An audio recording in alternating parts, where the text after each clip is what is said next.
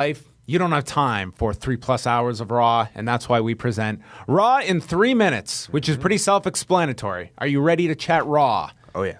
Monday night from Baltimore, Maryland, we kick things off with Mick Foley bringing out the women's champion, Charlotte, along with Bayley, Sasha Banks, Dana Brooke.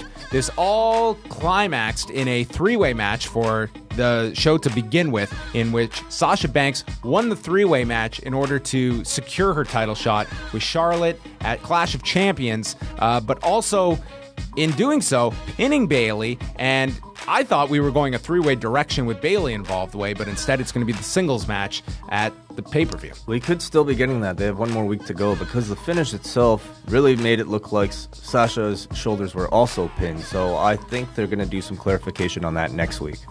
There was some great stuff on this show from one Chris Jericho, including a highlight reel segment with Sami Zayn where he pledged his friendship for Kevin Owens and how Zayn blew their friendship.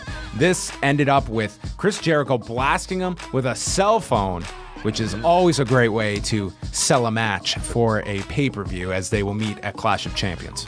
Took a selfie. Oh boy, that was a great one, Way. Remember that for the title of our show. We had Bo Dallas run through Brandon Scott. That happened.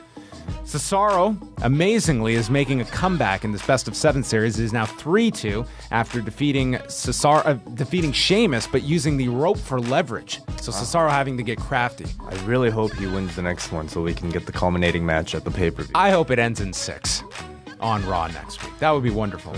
Nia Jackson, Alicia Fox, no finish. So that means that one's going to continue. But I did think Nia looked the best she's probably had since her call-up. The New Day came out and they just made fun of the Old Day segment from last week, so that was fun. They're going to face Carl Anderson and Gallows at Clash of Champions, but first, we had a SummerSlam rematch involving Kofi Kingston and Xavier Woods losing to Carl Anderson and Luke Gallows. So the alternate version of the New Day lost a clean match to set up the full version of the New Day with Big E and Kofi meeting the challengers. Yeah. I mean, personally, I would have just done something else against for these. I've just seen these two together too many times, in my opinion. Jinder Mahal is now a man of peace and defeated Jack Swagger, who we learned his Raw contract is coming due. What this could lead to, I have no idea nor care. And in the main event, Kevin Owens took on Roman Reigns, a fantastic match. It was non-title, despite the hashtag they used. And Seth Rollins interfered, causing a DQ, but then Mick Foley restarted the match, and it was the return of Rusev, leading to Kevin Owens hitting the pop-up powerbomb, pinning Reigns, and therefore it's a singles match at Clash of Champions with Owens and Rollins. I thought this was great.